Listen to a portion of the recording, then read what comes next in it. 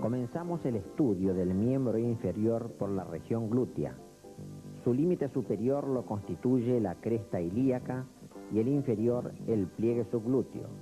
El músculo piramidal sale del interior de la pelvis por la escotadura ciática mayor y se dirige al trocánter mayor. Su proyección superficial nos indica la emergencia del nervio ciático mayor. Entre el relieve del trocánter mayor y el isquion se encuentra el canal isquiotrocanterio por donde transcurre dicho nervio. Tomando como eje de la región el músculo piramidal, ubicamos por arriba los vasos glúteos, por debajo las arterias, pudenda interna e isquiática. En la formación del plexo lumbar intervienen la primera, segunda y tercera raíz lumbar, que constituyen el nervio crural. Este llega al triángulo de Scarpa por fuera de la cintilla iliopectínica. La segunda, tercera y cuarta raíz lumbar, que constituyen el nervio obturador. La cuarta y quinta raíz lumbar forman el tronco lumbosacro, que al anastomosarse con la primera, segunda y tercera raíz sacra forman el nervio ciático mayor. La tercera, cuarta y quinta raíz sacra constituyen el tronco pudendo interno. Los planos de la región glútea en un corte parasagital están dados por el glúteo mayor, primer plano, el segundo plano muscular, el glúteo mediano, y por último el tercer plano, glúteo menor, músculos pelvitrocanterios y elementos vasculonerviosos. El glúteo mayor, con sus inserciones medias, se dirige de arriba hacia abajo y de adentro hacia afuera. Por debajo de él, las fibras del glúteo mediano, casi verticales, que se insertan en la fosa ilíaca externa entre ambas líneas semicirculares. Forman así el segundo plano muscular. Por debajo y delante, el glúteo menor. Abordamos la región glútea y hallamos en ella el glúteo mayor o gran glúteo. Lo desinsertamos y al retirarlo observamos el segundo plano muscular, el glúteo mediano insertado entre ambas líneas semicirculares. Lo retiramos. Accedemos de esta forma al tercer plano muscular, el glúteo menor. Ubicando el eje de la región, músculo piramidal, por encima de él, el paquete glúteo superior, arteria, vena y nervios. Por debajo, el nervio ciático mayor y ciático menor, y en la profundidad, los vasos, arterias y venas isquiáticas. En el mismo plano muscular, hallamos el obturador interno, por encima de él el gémino superior y por debajo el gémino inferior. Por último, el cuadrado crural.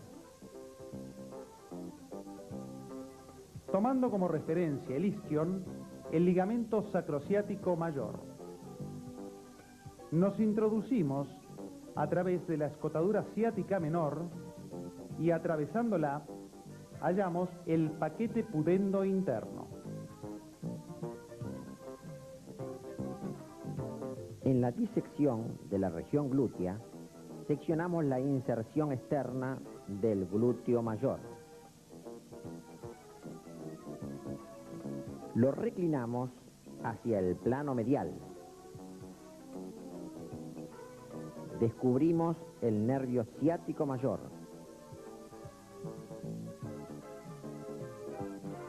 Lo liberamos primero en su porción distal y luego en la proximal. Comprobamos cómo emerge de la pelvis por debajo del músculo piramidal.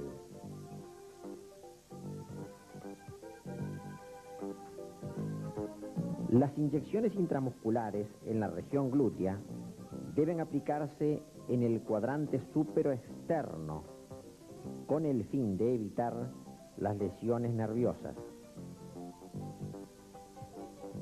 La porción terminal del eje vertebral o raquis, constituida por el sacro, y su articulación distal con el coxis, formado este por 5 pequeñas vértebras, se conectan con ambos coxales.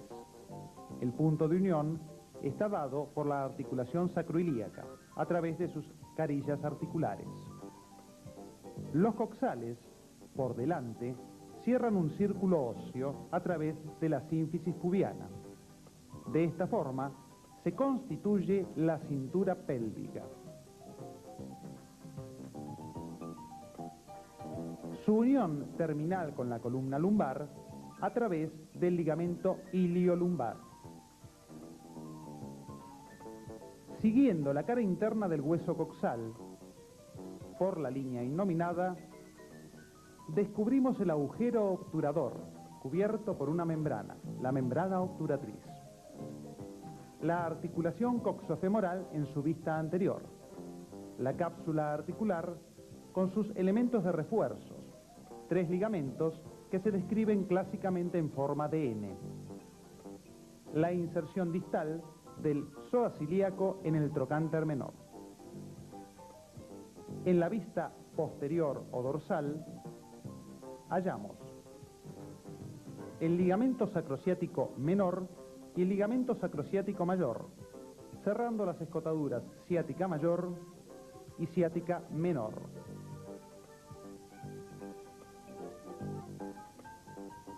Un elemento de refuerzo intracapsular, el ligamento redondo, se ubica entre el trasfondo de la cavidad cotiloidea que hemos resecado por la cara endopélvica del coxal.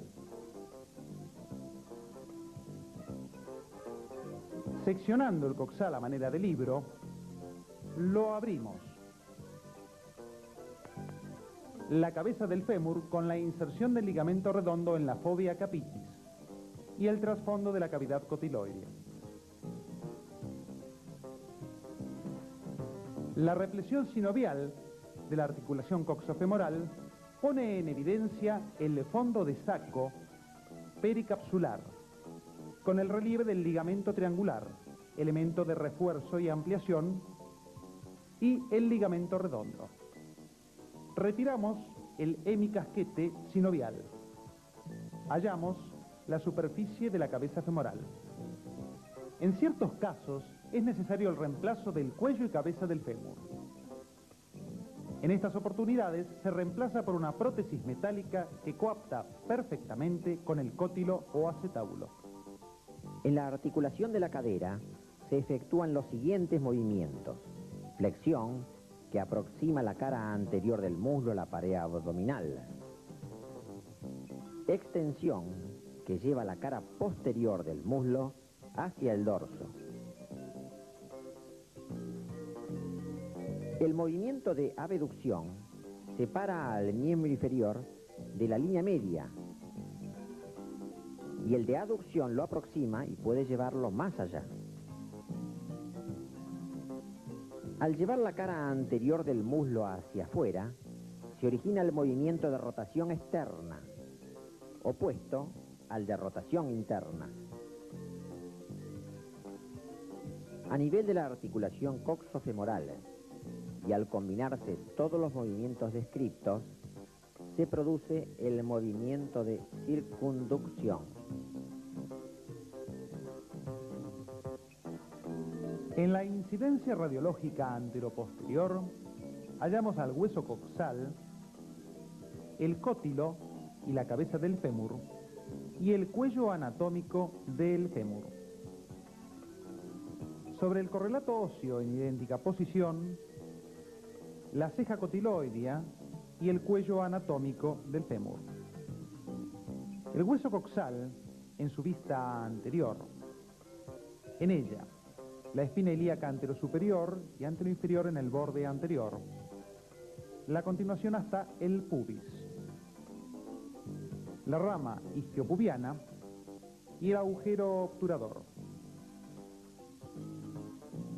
Rotando el coxal de forma tal de observar su cara externa,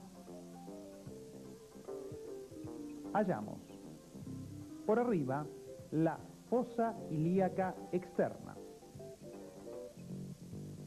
El borde superior o cresta ilíaca, las espinas ilíacas anterosuperior e inferior, y en el centro la ceja cotiloidea con el detalle de la superficie articular para la cabeza del fémur y el trasfondo de la cavidad cotiloidea. Descendemos para descubrir la gran masa del isquion, su punto de unión con el ilion.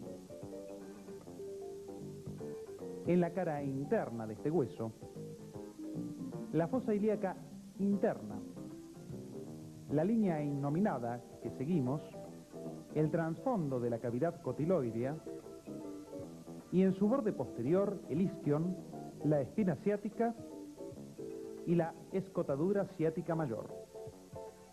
Por último, la carilla auricular destinada al sacro y por detrás la fosa cribosa. Nos aproximamos a su superficie articular para observarla en todo su detalle. La extremidad superior del fémur, con la cabeza femoral, el cuello anatómico, el trocánter mayor por fuera y el trocánter menor por debajo y por dentro, el cuello quirúrgico del fémur. El detalle de la cabeza femoral con la fovea capitis, inserción del ligamento redondo. La vista interna, donde ubicamos nuevamente la cabeza femoral con la fovea capitis, el cuello anatómico y la cara interna del trocánter mayor. La línea intertrocanteria, a través de la cual llegamos al trocánter menor. Seccionando la extremidad superior e inferior del fémur, los observamos en un plano oblicuo. Apreciamos la rotación del fémur sobre su eje. La extremidad superior del fémur se halla constituida por tejido esponjoso cubierto por tejido compacto. Al retirar el casquete periférico, descubrimos la peculiar distribución del sistema trabecular. Este constituye una línea definida de refuerzo sobre la cabeza del fémur y trocánter mayor. El sistema se halla destinado a otorgar mayor resistencia sobre los puntos de mayor presión y tracción, sea por la estructura articular o las inserciones musculares. La reflexión del sistema trabecular con acrílicos pone en evidencia su distribución. La cabeza del fémur, su cuello anatómico, ambos trocánteres que luego se adelgazan para constituir el canal o conducto medular del hueso.